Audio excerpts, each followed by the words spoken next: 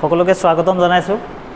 পোনপ্ৰথমে আমি এই লকডাউনৰ মাজতে যি অনলাইন ক্লাছৰ আৰম্ভণি কৰিছিলোঁ তাৰ বাবে সকলো ল'ৰা ছোৱালীক স্বাগতম জনাইছোঁ আৰু আৰম্ভ কৰিব ওলাইছোঁ চতুৰ্থ শ্ৰেণীৰ যিটো চেপ্টাৰ এটা আছে ৩ নম্বৰৰ অনুশীলনীৰ, সেই অনুশীলনী পূৰণ অংক কেনেকৈ কৰিব লাগে ঐকিক নিয়ম পদ্ধতিত আছে। সেই ঐকিক নিয়ম পদ্ধতিৰ বিষয়ে অলপ আমি ধাৰণা লৈ লওঁ আৰু তাৰ আগতে পূৰণ অংক কেনেধৰণে কৰিব লাগে, কেনেকৈনো পূৰণ অংক হয় সেই বিষয়ে আমি অলপ জানি লওঁ।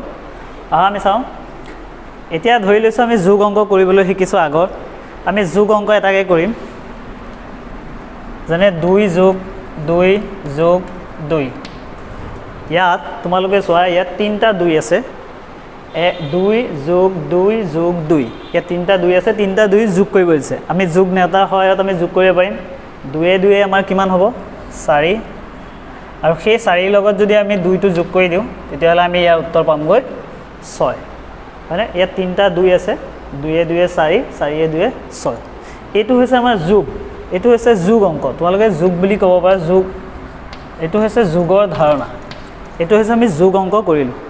এই যোগ অংকৰ পৰা আমি কি কৰিব পাৰিম, যেনে আমি ইয়াত যদি অলপ ভালকৈ চাওঁ, লক্ষ্য কৰোঁ, তেতিয়াহ'লে দেখিম যে ইয়াত 2 আছে, 2 আছে, 2 আছে, অৰ্থাৎ 2 গোটেইকেইটা ইয়াত 2 আছে। গোটেইকেইটা অংক কি আছে? 3টা অংক 2 2 2 আছে। চ' ইয়াত আমি যদি চাওঁ, তাৰ সেই 3টা 2ৰ পৰা মই এটা 2 লৈ ল'লোঁ। যিহেতু ইয়াত গোটেইকেইটা একে অংক, সেইকাৰণে মই 2 এটা ল'লোঁ। আৰু ইয়াত দেখিম যে 2 কেইটা আছে? 3টা আছে, 1 2 3, 3টা 2 আছে। চ' আমি কি কৰিব পাৰিম, 2 3বাৰ যোগ নকৰি তাক আমি যদি 3বাৰৰ লগত মানে অৰ্থাৎ 3ৰ লগত যদি পূৰণ কৰোঁ তেতিয়াহ'লে তাৰ মানটো আমি কিমান পাম? 6। মানে ইয়াৰ পৰা আমি কি গম পাম, 2 পূৰণ 3টোক আমি কেনেকৈ লিখিব পাৰিম? 2 সংখ্যাটো বা 2 অংকটো 3বাৰ যোগ হ'লে তাৰ মান 6 হ'ব। অৰ্থাৎ কোনো এটা সংখ্যা যিমানবাৰ যোগ হৈ থাকিব, সেই সংখ্যাটো তাৰ এটা অংক লৈ সি যিমানবাৰ যোগ হৈ আছে সেই মানটোৰ লগত, অৰ্থাৎ 3বাৰ যোগ হৈ আছে, 3ৰ লগত পূৰণ কৰিম, তেতিয়া আমি তাৰ মানটো কি পাম? 6। যেনে আমি বেলেগ এটা উদাহৰণ যদি লওঁ, 2 + 2 + 2 + 2। ইয়াত আমি কি দেখিম যে 2 কেইবাৰ যোগ হৈ আছে? 4বাৰ। অৰ্থাৎ ইয়াৰ পৰা আমি চাব যাওঁ, ইয়াত যিহেতু গোটেইকেইটা সংখ্যা 2 2 2 আছে, ইয়াত গোটেইকেইটা চাওঁ 2 2 2 2 2 আছে। তাৰ পৰা আমি 2 লৈ আনিলোঁ, তাৰপিছত আমি পূৰণ চিন বহুৱাম, তাৰপিছত দেখিম যে 2 কেইটা আছে? 1 2 3 4। চ' ইয়াত আমি 4 বহুৱাই দিলোঁ, অৰ্থাৎ 2 4 × 8। তোমালোকে যদি যোগ কৰি চোৱা, 2 + 2 4, 4 + 2 6, 6 + 2 8, মানে এনেকৈ যোগ কৰিলেও ইয়াৰ মান 8 পাম। অৰ্থাৎ পূৰণ অংকবোৰ এনেকৈ যোগৰ পৰাই, মানে ক্ৰমিক সংখ্যা যোগ কৰি কৰি আমি যিমানটো মান পাম তাক আমি কি কৰিব পাৰিম? পূৰণৰ সহায়ত খুব সহজতে তাৰ উত্তৰটো আমি উলিয়াব পাৰিম। এতিয়া আমি চাওঁ, আমি কিছুমান ঐকিক নিয়মৰ বিষয়ে জানিম। আগতে আমি কি কৰিছোঁ, এনেধৰণে যোগ কৰিবলৈ শিকিছোঁ। এতিয়া আমি ঐকিক নিয়মৰ অংকনো কেনেধৰণে কৰিব লাগিব, সেই ঐকিক নিয়মৰ অংক এটা মই দেখুৱাই দিছোঁ। প্ৰশ্ন থাকিব এনেধৰণৰ যে যদিহে এটা কলমৰ দাম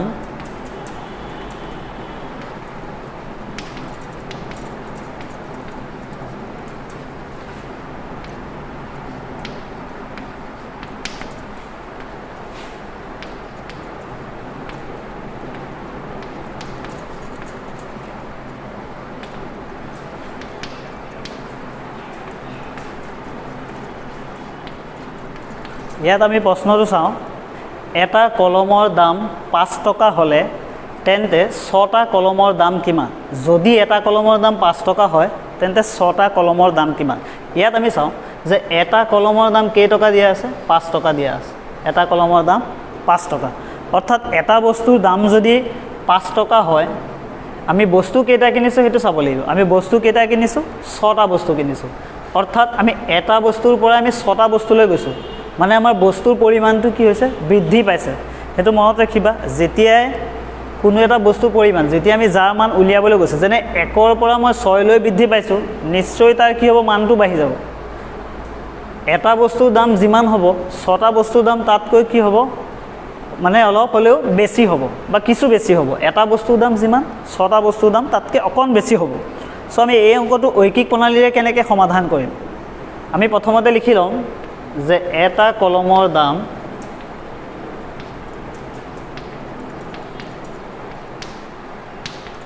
এটা কলমৰ দাম কিমান দি আছে প্ৰশ্নত 5 টকা মানে এটা কলম আমি 5 টকাত কিনিলোঁ আমাক কলম কিনিব আছে এতিয়া কেইটা 6টা সো এতেকে আমি এতেকে দিম 6টা কলমৰ দাম মই ইয়াত কমা কমা দি দিছোঁ এটোৱে টা বুজাব এটোৱে কলমৰ বুজাব দাম বুজাব সো এতিয়া আমি চাওঁ এটা কলমৰ দাম যদি 5 টকা হয় 6টা কলমৰ দাম নিশ্চয় 5তকৈ বেছি হ'ব সেই কাৰণে আমি কি কৰিম 5ৰ লগত 6টো পূৰণ কৰিম 5 পূৰণ 6 টকা অৰ্থাৎ আমি নেওতাৰ সহায়ত যদি এটা নেওতা মাতো 5 ভাগৰ নেওতা 5 6 গুণ হ'ব 30 টকা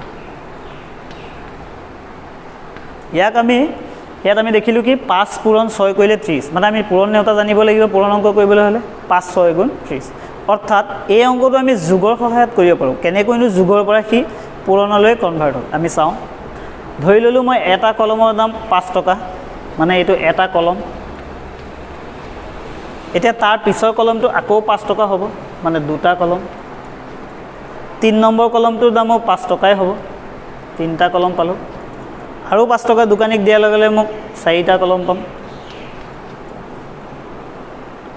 আৰু এটা কলম দিয়াৰ লগে লগে মই 5টা কলম পাম আৰু 5 টকা এটা দিয়াৰ লগে লগে মই কি পাম 6টা কলম হয়নে আমি যেহেতু 6টা কলম কিনিব লাগিব এটা কলম মই 5 টকাত কিনিব লাগিব দ্বিতীয়টো কলম কিনিবলৈ আৰু 5 টকা দিব লাগিব তৃতীয়টো ঠিক তেনেকৈ 5 টকা চতুৰ্থটোও 5 টকা দিব লাগিব পঞ্চমটোও 5 টকা আৰু 6 নম্বৰ কলমটো কিনিবলৈও মই 5 টকাকৈ দিব লাগিব এতিয়া আমি চাওঁ দোকানীক যদি মই এনেকৈ এটা কলমৰ কাৰণে 5 টকা দুটা কলমৰ কাৰণে 5 টকা তেনেকৈ যদি আমি 6 বাৰ বা 6 বাৰ যদি দোকানীক 5 টকাকৈ দিওঁ অৰ্থাৎ আমি কিমান টকা দিম 5 5 হ'ল 10 10 5 15 15 5 20 20 5 25 25 5 আহিল কিমান 30 টকা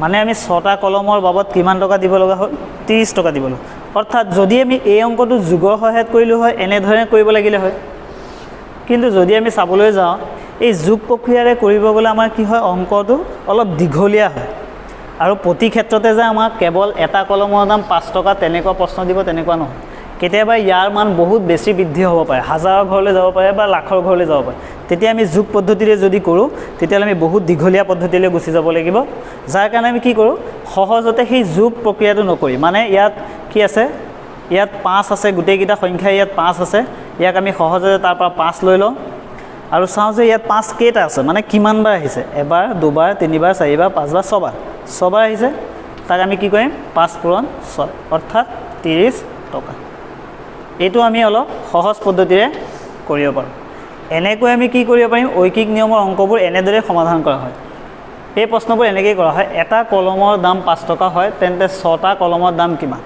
এয়া প্ৰশ্ন অলপ ভিন্ন হ'ব পাৰে যেনে এখন বহীৰ দাম এখন বহী যদি কিনো বহী এখনৰ দাম ধৰি ল'লোঁ 30 টকা এখন বহীৰ দাম যদি 30 টকা হয় তেতিয়াহ'লে 5খন বহীৰ দাম কিমান এখন বহীৰ দাম যদি 30 টকা এখন বহী যদি মই 30 টকাত কিনো তেতিয়াহ'লে 5খন বহী মই কিমান কিনিম 30 5 বাৰ যোগ নকৰি 30ক মই 5 লগত পূৰণ কৰিম 5 0 গুণ 0 5 3 গুণ 15 মানে এনেকৈ আমি কৰিব লাগিব এই বস্তুটোৰ বিষয়ে আমি জানিম আৰু তোমালোকৰ অনুশীলনী যিটো আছে অনুশীলনীত তিনি অনুশীলনী যিখিনি অংক আছে সেই অনুশীলনীত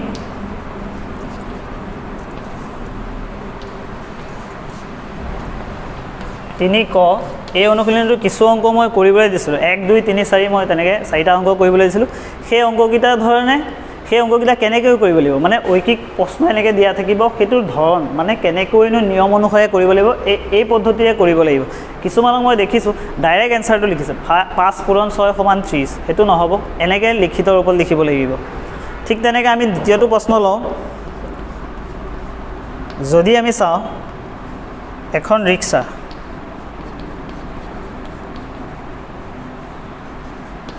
এখন ৰিক্সাৰ 3টা চকা তেন্তে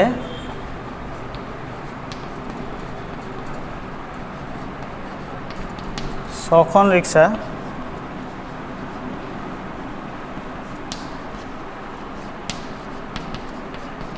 এতিয়া আমি প্ৰশ্নটো চাওঁ এখন ৰিক্সাৰ যদি 3টা চকা হয় 6খন ৰিক্সাৰ কেইটা চকা আমি ৰিক্সা সকলোৱে দেখিছোঁ এখন ৰিক্সাত 3টা চকা থাকে যদি এখন ৰিক্সাৰ 3টা চকা 6খন ৰিক্সাৰ কেইটা চকা হ'ব অৰ্থাৎ আমি এক যোগৰ সহায়ত যদি কৰিবলৈ চাওঁ প্ৰথমতে মোৰ ৰিক্সা আছে কেইখন এখনৰ বাবে চকা আহিব কিমান 3খন দ্বিতীয়খন ৰিক্সাৰ বাবে 3খন চকা তৃতীয়খনৰ বাবেও 3খন চতুৰ্থখনৰ বাবেও 3খন পঞ্চমৰ বাবেও 3খন আৰু ষষ্ঠৰ বাবেও 3খন মানে এনেকৈ 3খন প্ৰথম ৰিক্সাৰ 3খন দ্বিতীয় ৰিক্সাৰ 3খন তৃতীয় ৰিক্সাৰ 3খন চতুৰ্থৰো 3খন পঞ্চম 3খন আৰু ষষ্ঠ 3খন এনেকৈ যদি গোটেইখিনি ৰিক্সা একেলগে থিয় কৰে মই যদি গণনা কৰোঁ তেতিয়াহ'লে কি পাম 3 × 3 = 6 6 × 3 = 9 9 × 3 = 12 12 × 3 = 15 আৰু 15 × 3 = 18 হয়নে এইটো আমি যোগ অংকৰ পদ্ধতিৰে যদি কৰোঁ মানে সংখ্যাবিলাক আমি যোগ কৰি পেলাইও আমি কি কৰিব পাৰোঁ ইয়াৰ মান নিৰ্ণয় কৰিব পাৰোঁ কিন্তু যেহেতু আমি পূৰণৰ ধাৰণা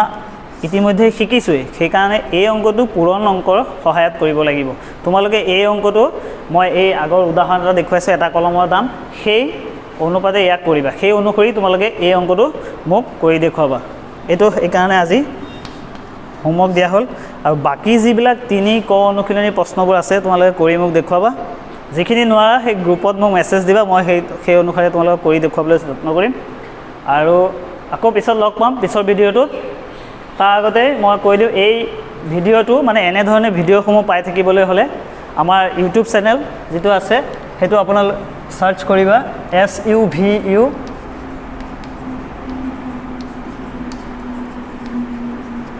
এইটো শুভু আসাম এই চেনেলটো তোমালোকে সাবস্ক্ৰাইব কৰি দিবা আৰু বেল আইকনটো তোমালোকে প্ৰেছ কৰি থবা যাতে যিকোনো ভিডিঅ' দিয়াৰ লগে লগে তোমালোকে পোৱা আৰু সেই অনুসাৰে তোমালোকে অংকখিনি কৰিবলৈ যত্ন কৰিবা আজিলৈ ইমানখিনিয়ে নমস্কাৰ